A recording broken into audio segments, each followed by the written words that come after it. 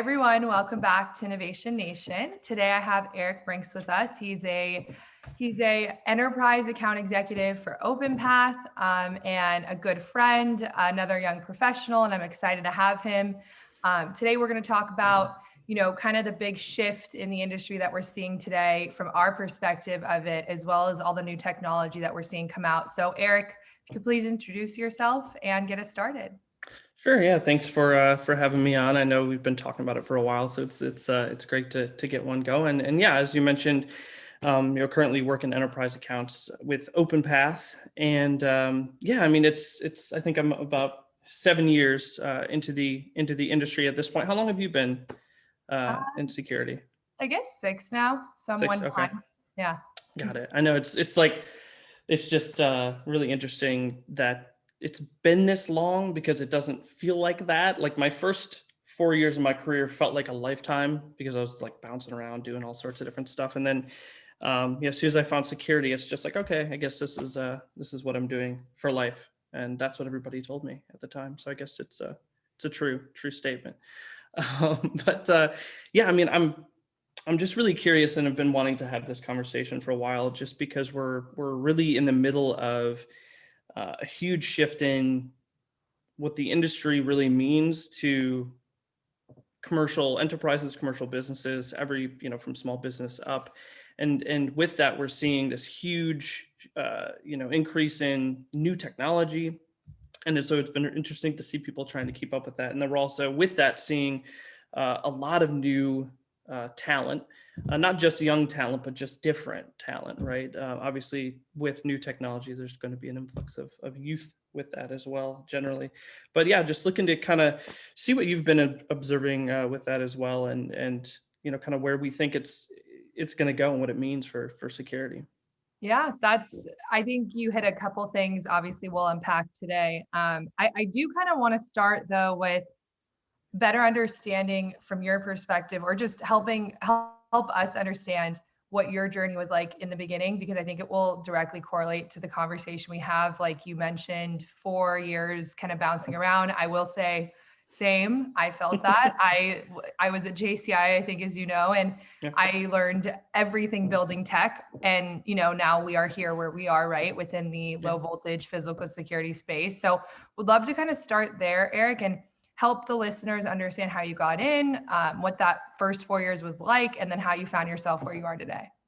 Yeah, definitely. So, the first 4 years of my career prior to joining security were spent with tech startups, app developers, website developers, and things like that. So that's kind of how I got into tech. And then with those startups, there's some successes and failures. And after one of those failures, I was looking for a new position with a little more stability, I would say, and happened upon Brevo because I lived in Bethesda, Maryland at the time, and was just looking for, I think it was coolest companies, which is always kind of fun, and they were on the list, right? And so I had no idea what security was, access control. Obviously, know what security is, but if you would ask me, hey, what is access control, I would have had no idea. Like, I think even half the people in our industry still don't know how to define it to their friends and family, right? But yeah, and then getting into it, what I realized immediately was even the most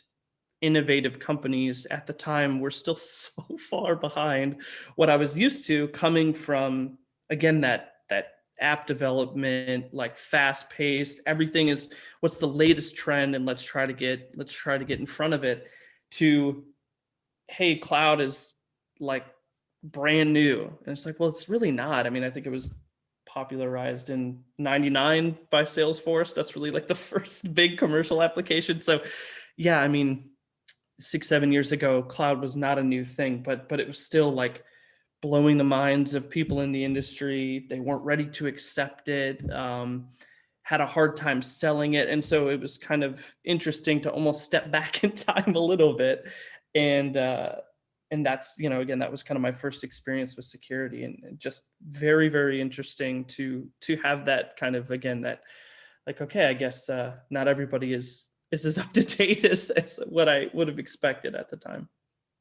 Okay. So God, I know, I feel like just for the listeners to know, it's funny because anytime Eric and I start talking, we just can talk forever. And I feel like you just said so many things we need to I confront, did. but, I did. but it's, no, it's amazing because I'm listening to you and I'm like smiling. And I think it's because, you know, I don't know what it was like for you, Eric, with earlier on in your career in the first few years, having mentors and stuff like that. But I myself was, I wouldn't say raised by, you know, people who are more traditional in the industry, but I just was learning from people who had been in it for a very long time. Mhm. And when you make the comment of Salesforce starting to use the cloud in 99, like it's how I have felt day one, because I think what I've noticed is in our industry, because we're in security, we have to be careful. We have to make sure whatever we do is not going to jeopardize the safety of our people, like to put it really simply, right? So it makes Yeah. sense why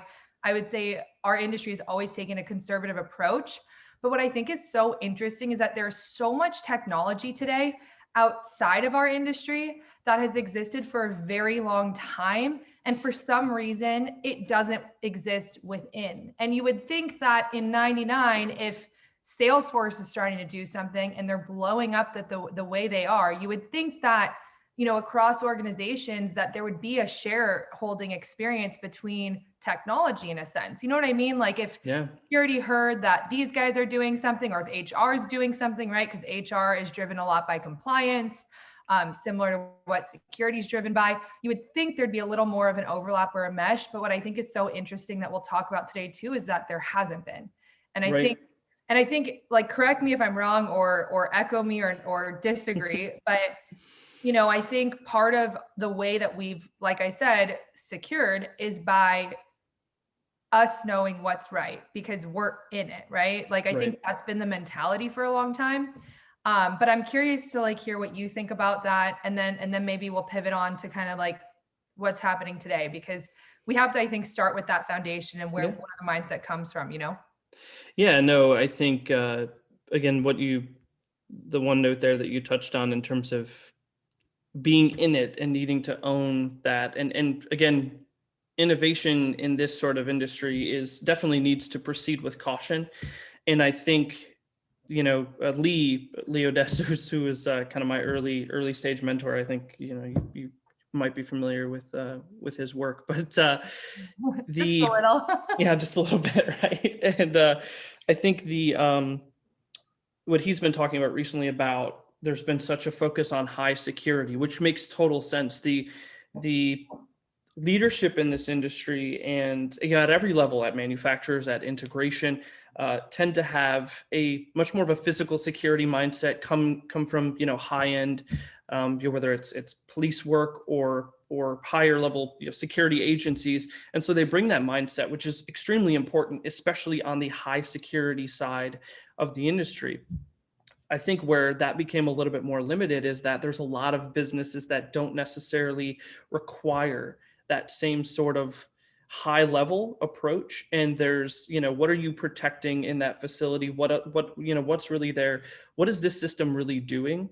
And because everybody took that approach of, the highest level security, trying to match what the government needs or what data centers need, and not what, 95% of the industry or the market needs. I think that's really where you see a lot of the disconnect between, the technology group on the at these companies and the security group, and the value of access control or even video and all of these other components was much harder to sell on those non-high security, because they're like, okay, well, it does all of this stuff, I don't really need it to do that. So I think that's why it's taken so long. And to me, the influx of recent technology addresses that huge chunk of the rest of the market. And that's sort of where we're seeing, to me, a bit of a shift. And now technology departments, IT departments, are becoming much more involved. Spot on. So I think, I feel like we're going to need to do a few episodes here because there's so much. It's amazing. So one of the things I want to bring up though is before we like transition, right? But Mhm. it's about what you're talking about with that response that maybe the end user would give to the security person, right? Of why do I need this?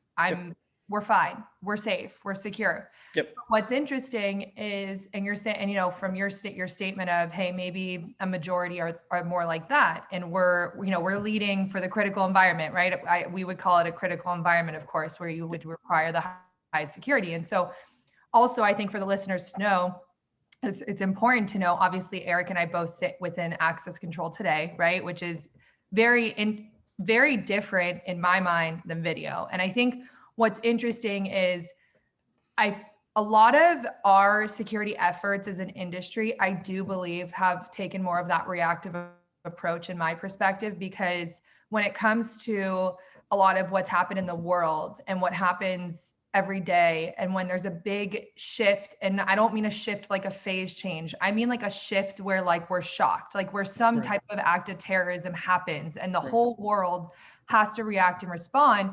I feel like a lot of our intention to innovate, or the reason to innovate, has come from that.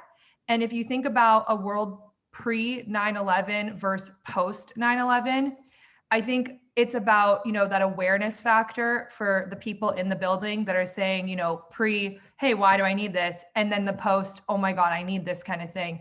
And I think what I'm trying to get at is, we, as security people, have always wanted to keep those types of like big shocks to our users quiet. If you think about it, we don't want to disrupt within a building. We want to secure people and make them feel comfortable and safe. So if something happens or there's a bad actor in the space, often we're keeping that within our team, right? Security's just taking care of it and nobody knows it's really happening.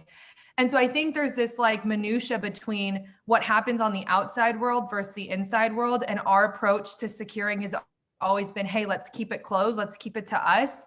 And so what I'm getting at is, when you go to a typical building owner who isn't really leading with security in mind, that's why you're going to have the response of like, hey, why do I really need this? I've been fine this whole time. But then if you ask yourself, why have we been fine? It's because your security people have been doing what they're supposed to do.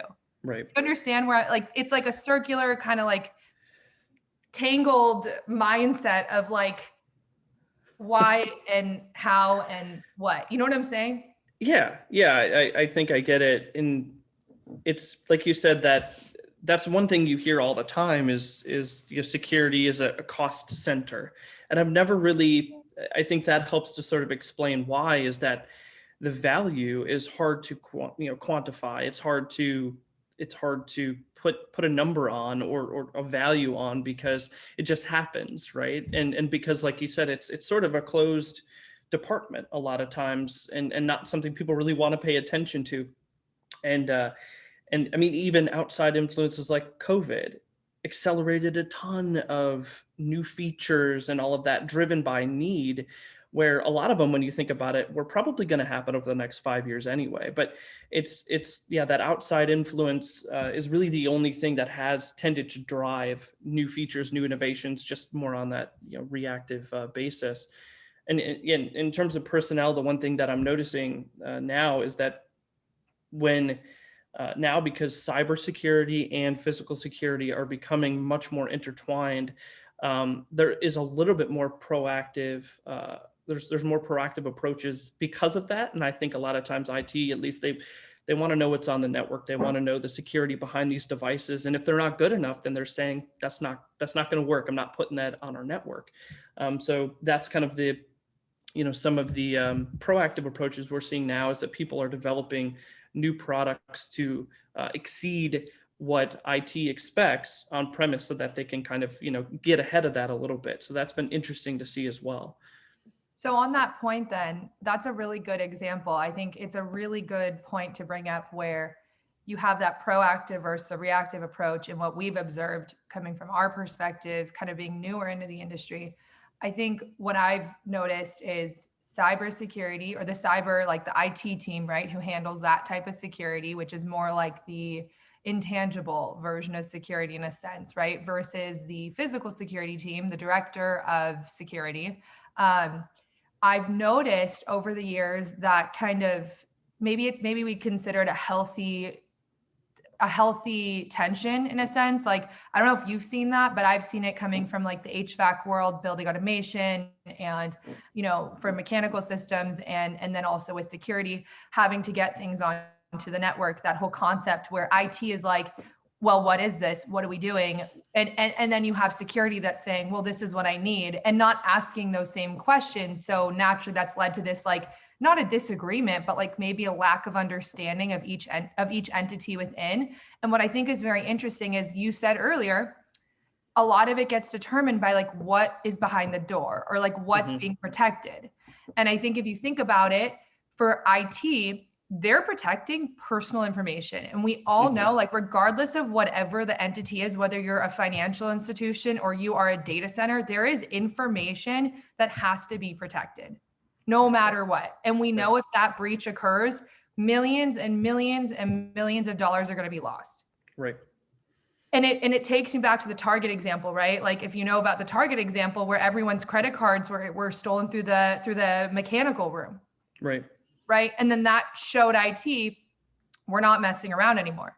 Yeah. And I think it's just so interesting, because even after all these external factors or events that have occurred with security, I'm not trying to put our industry down, but what I'm trying to get at is, I guess I'm confused, or I still don't understand why we haven't become more like the way IT thinks, in a sense of, we need to innovate, but we also need to make sure we're doing it in like the right way. And we need to be proactive. We can't just keep making, like, I'm not going to put video analytics down. That's not my point, but how much more can we really innovate around analytics for video? Like, I keep seeing so many video analytic companies come up right and left, as if we don't have enough already. And no, but let's think, right? Right. What can you do physically or technically with a video stream? All you have is awareness at that point. But right. What are we doing that helps us as humans physically secure other humans, and using technology as the extension of us, right? Instead of just, let's see what's happening. You know what I'm saying? Yeah. So, because IT stops, they actually use programs to stop things from happening. Those breaches, that's why we have firewalls. But I'm going to pause and let you give your 2 cents now. No, I think it's a great point, and like you said, it's nothing that the industry has technically been doing wrong. So it's nothing but I think, again, the mindset of individuals who tend to be leading the industry on a manufacturing side, and again on an integrator side, have a very particular mindset, and that comes, it's that physical security protection, even with, physical guards in place. And that's kind of the mentality. And if I can see it, then I understand it and I know how to protect it, whether it's people or it's things, right? And so that's why I think when people see things like, oh, video analytics, that everybody goes on the manufacturing side, oh, we got to do that too. We got to check that box. It's out there. People want it. And that tends to kind of push everybody in that direction. And then, like you said, more players start to see it and all come out with the same thing. But you rarely see somebody jump ahead of that and, take that a step further. And like you said, I think if we get more, I don't know if you said this directly, but I think it's if we get more of that, IT cybersecurity mindset, where not only are we reacting to things, and we got to see what's happening in real time so that we can take the appropriate action. It's let's try to predict things that could happen and avoid those things, right? And how can we do that, and what are some of the things we can do to do that from a product perspective, from a software perspective, again, in order to make that to avoid having to react, right? There won't be anything to react to. So it should be interesting to see if that continues to expand at the level that it has over the past couple of years. Absolutely. So give me your perspective on, because we mentioned in the beginning, new tech coming in, and often or commonly a lot of tech that we're seeing pop up isn't coming from within our industry, like Latch, just popping up out of nowhere. I think what's funny is, I think maybe some of us knew who Latch was, but not putting anyone down. Once again, it's just interesting how people are reacting so surprised in my mind. I mean, there's they're selling to someone obviously that's not just on the security team, or else we would have known more about them like we know about OpenPath, right? Right. What's your perspective on that and those new faces, new techs coming in, and what do you think is going to be the future of it? Yeah, I think that's sort of the talent shift conversation, and I think that's a big part of it. Is, I mean, OpenPath was the same way. It was founded by four entrepreneurs who've done this before in different industries, right? And so when they look at it, it's not from a physical security perspective, and so there's obviously a lot of benefits to that, and then.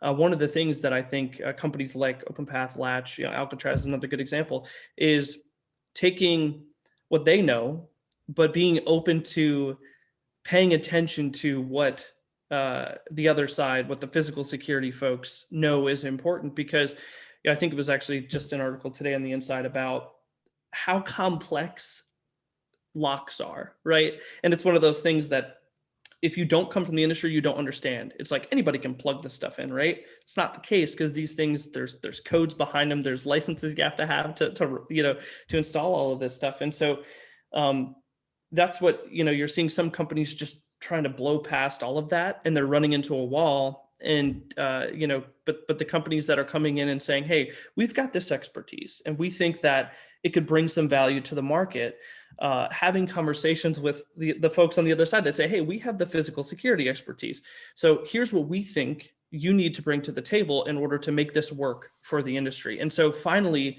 I think it's a healthy amount of conflict, of again, just criticisms and conversations on both sides that will inevitably lead to a better product for the entire industry, and not just, hey, we're going to build this thing that's really cool, but it doesn't really fit the model of, say, the integration side of things. So,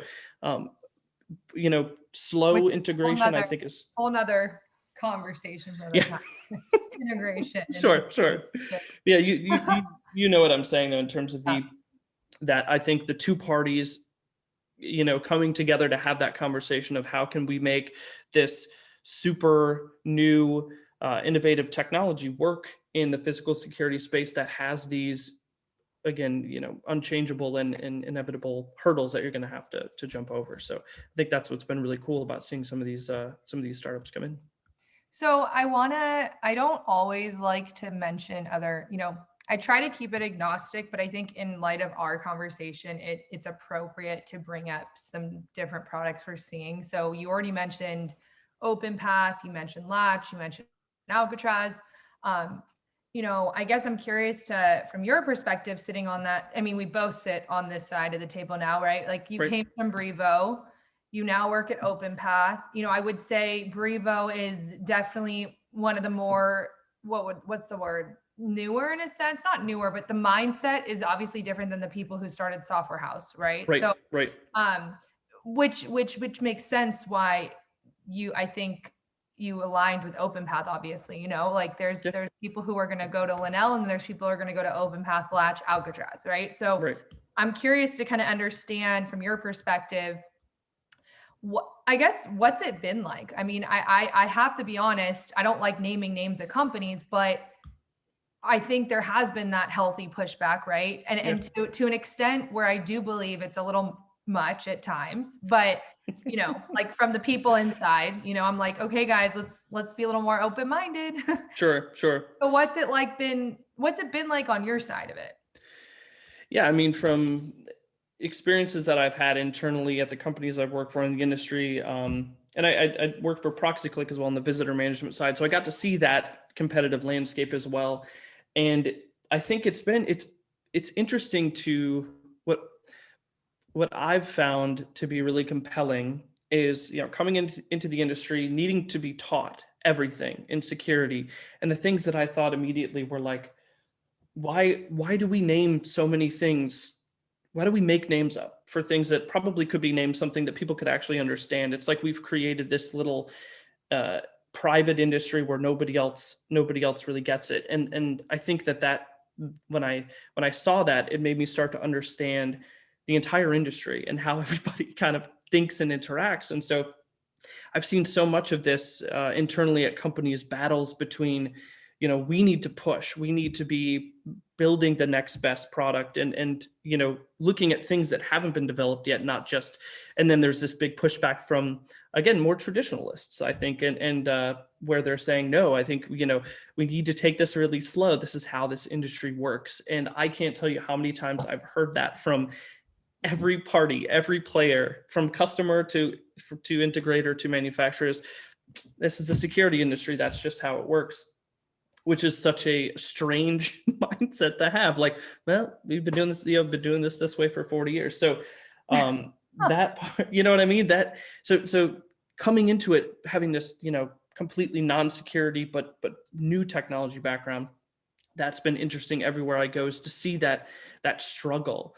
And again, it happens at every level, even with customers, because you have the same folks that have been managing security there for a long time, and are experts at what they do, and that makes it hard to say, hey, this is the way you could do it better. It's like, but I know this, I'm an expert at this. And so it's been a constant. I swear every day I have a conversation that really adds to my understanding of both sides, of like how frustrating it must be to have both mindsets and constantly be pushing one way or the other.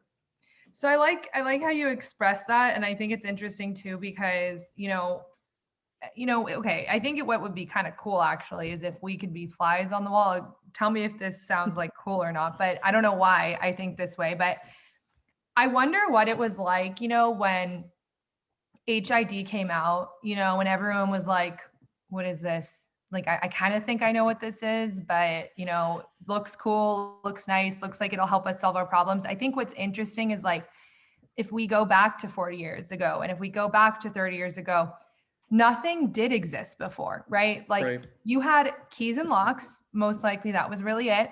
So what I find so interesting is a lot of the folks from 40 years ago who led the innovation in the first place are pushing back to the innovation today. Right? Do you follow me? Yeah, completely.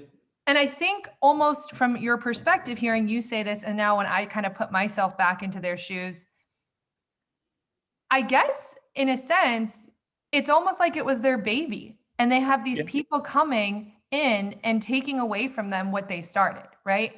So imagine if you were Steve Jobs, or you were someone who went and started Apple, or Wozniak, right? And you're like, and someone's coming to you now saying, well, no, you don't need that anymore. We do it this way, right? And how that reaction would be, and obviously I think it's fair to say it wouldn't be a good one.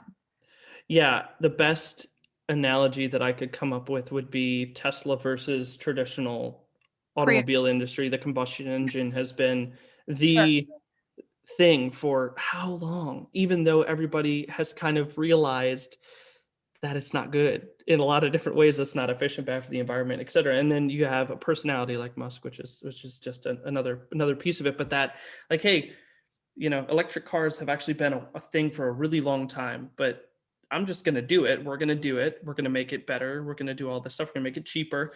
And then it took a long time, but now you see GM is saying, was it 2035, an entire EV lineup. That's all we're going to do. That is a similar to me kind of analogy. Like you said, we built this thing and it was perfect, especially compared to what we were doing before. And so I do think that that's a huge part of it, is like, hey, we built this thing that's so great. Why do we need to change it? And part of the other side of it that's been holding it back, and again, similar to, I think, the auto industry, is that the end user demand really has not been there. Nobody was really saying, I'm tired of these, combustion engine vehicles. I like, we're done. Like, we're not going to use it anymore. Nobody was really trying to push that, because all the players were still pushing the same thing. And so if you don't have the demand, then there's no reason to change anything. So that's kind of the other shift is we're seeing is that companies are marketing to end users now and saying, hey, did you know that you could do these sorts of things? And then end users say, I've never seen that before, right? Yeah. So those are the two big things. I think you're right about the mentality of the creators and the folks who put this stuff out there. And it all works really well. Like, that's the other thing. This isn't bad technology that we're talking about. This is solid stuff. There's a reason it's been around and that it's worked, right? So Yeah, I do think that that's the other part of it, is that nobody's really spent the time to drive that end user demand. Everybody's just, tried to get into the, the partners and the, just trying to push that side of it, but they've always been kind of avoiding the, pushing on the end user side. Yeah, once again, you said a lot of things that I love to hear. I think, so I like to ramble. I just go, no, this is what makes it so fun, right? I would almost challenge you, though. I have to say, I would almost challenge to the combustion engine, the mechanical engine concept, right? To compare that to maybe like the door and the lock and the key. And then you have HID, which I would then compare to like the Prius. And then I would say Tesla is maybe the OpenPath or the Alcatraz. Yeah, I could see that. Or we could go horse and buggy if you want for the locking. There, key. we That's can fine really too. go back to what I mean. Okay, I got you. A long time. So I like your counter. I actually think your counter makes sense. Okay, fair. See, I'm still thinking ahead. I'm like forgetting where we really started. But Right. I mean, keys have been around a really long time. well, I will say though, Eric, this is, I think, something that is so important to the traditionalists and the conservative, like the conservative buyer, not buyer, but the conservative security leader in a sense, because I would almost say it's like our young professional youth generation love letter to them, right? Because the reality is we wouldn't have any ability to have a foot to stand on if they didn't do what they did. Right. They built a foundation for our whole industry to create future, change and shifts, and what Lee likes to call the phase changes. You know what I mean? And I just think it's so important that, to your point, there's those that come in with that understanding and wanting to understand, wanting to complement, wanting to work together. And then there's the ones who just don't give a what, right? Mm-hmm. We're just like, I don't know anything, but I think I do, and I'm going to tell you what to do, right? There's a difference there. Like, oh, for I call sure. it Definitely. like, it's like the graceful disruption concept that I think often I compare to a Apple. And then I would say maybe Elon's style is more like the asshole disruption. Sorry for this. But like, either way, the disruption is very good. It's healthy and it's needed. It's like the saying of, it's not what you say, it's how you say it. Right. Yeah, no, I agree. And I think being respectful of like these early companies invented something, right? This is not a small feat. They didn't, again, they didn't reiterate a key to do something else. We're talking they built an entire industry, which is extremely impressive. And I do feel like sometimes there's a perceived, lack of respect or something from some of the new players, that it's like, hey, that stuff is garbage. And I think that that's not the truth. It's just that, hey, this stuff has been the same for a long time. And the reason is because it's worked really well. However, there are some things that with new technology you can take advantage of. And here's an example of that. And so, like you said, there's some ways to do it respectfully. And then there's some ways to really, go just tear everything down and burn it all to the ground. But I think we're seeing a healthy dose of both. No need to name names on the less graceful versions of it, but sure. I think we all know who it's a small industry.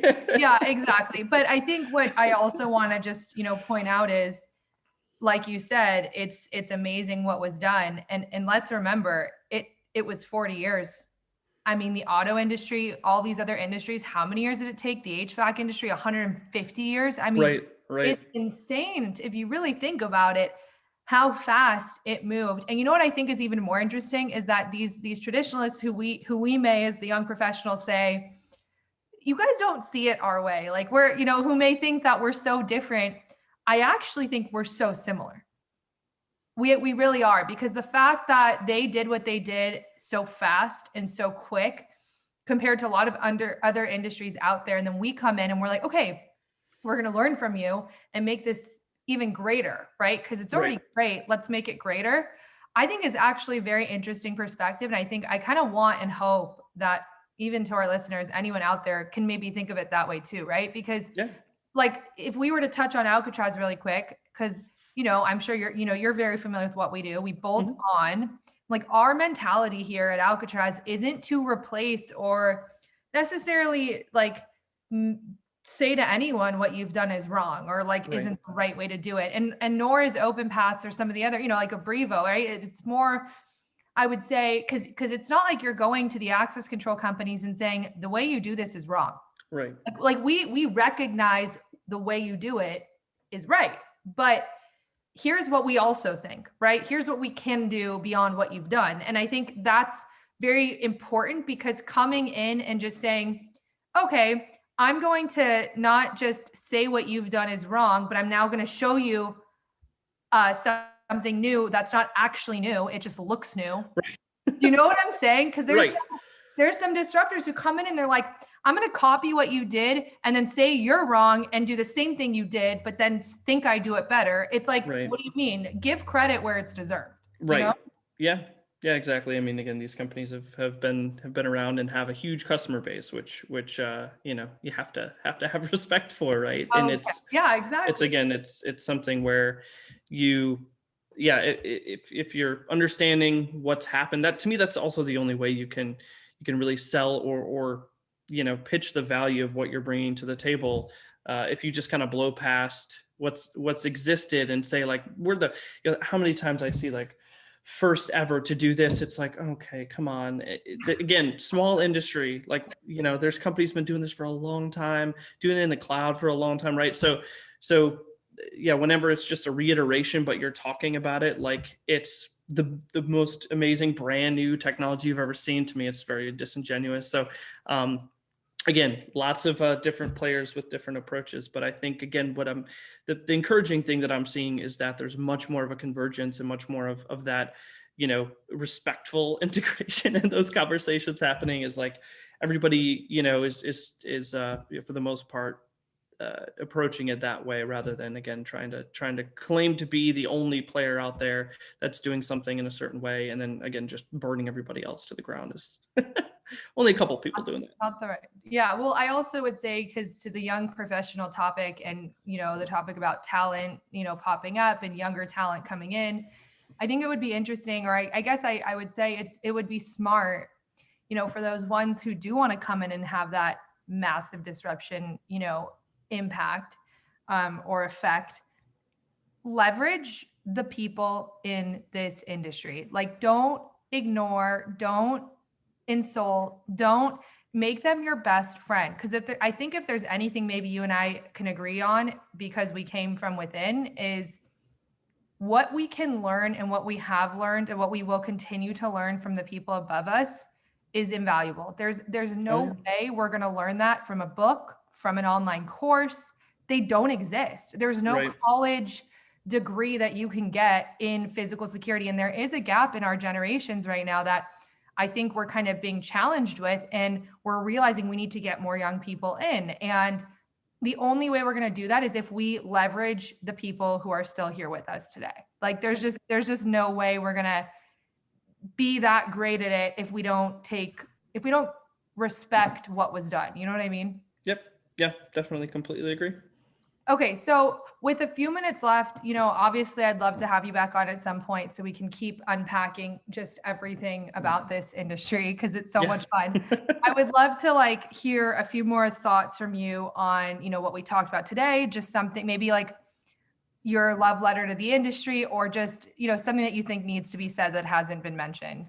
Yeah, no, I think in one of the, last things you talked about again, having that respect and really trying to learn from the folks who've been doing this a long time. It's one of the things I've tried to make an effort in doing, is getting to know some of the people in the field who've been installing this stuff since it was created, and the things that they understand and know, and their level of expertise on this stuff is something that it's at a ridiculously high level, and it really helps to understand. One of the things that I kind of wish would have happened when I first jumped into the industry was, almost to have somebody sit down and explain sort of the progression of what's, when did this start, right? When did access control become a thing, and who are the players, and how did it work? And then building up to what it is today. And because to me, that's extremely interesting and compelling, and helps again to have that level of understanding and respect of where things have come from.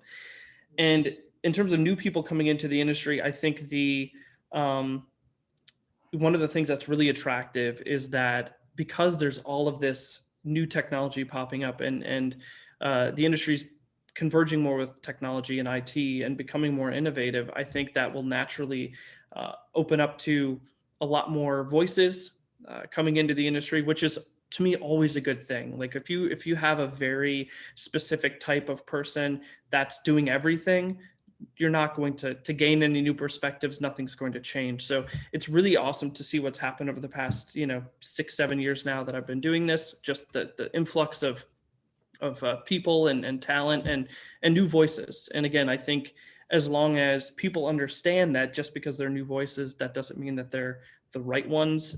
Sometimes, I think both the young professionals and maybe legacy industry folks sort of get that feeling, right? Is that this is a conflict when really it's a different perspective. And so that has to be respected on all sides. And if that happens, we'll continue to see a massive amount of growth, which is just really exciting for the industry. I love that. I think that was really well said. And I could not agree more. I think, Eric, this was a really healthy and good conversation. I hope that anyone that listens to this, and I hope anyone above us who's been around for this long realizes how much we appreciate what you've done. Like, this is a call out to my listeners who, have believed in me and starting the podcast and just doing this and getting out there. I mean, with LinkedIn and all these ways that we can now communicate and connect, I just think it's so important that we kind of lead with some more positivity in a sense with a lot of what's going on. I just think that message was spot on. So thank you for that. And Eric, I just, as an ending note, how can anyone that listens in contact you, get a hold of you? What's the best way? Yeah, so anybody can reach out to me. My email, eric@openpath.com. And I will be actually hopefully kicking off a little podcast of my own under the Inside as well, kind of focused on a lot of these topics. So I'm sure we'll be having you on here as well. Then I'm also on LinkedIn. Everybody can look me up. And always looking to have conversations. And because you mentioned the positivity thing at the end, the other thing that's been awesome over the last few months has been the kindness game. So I think you've done a few posts and been a good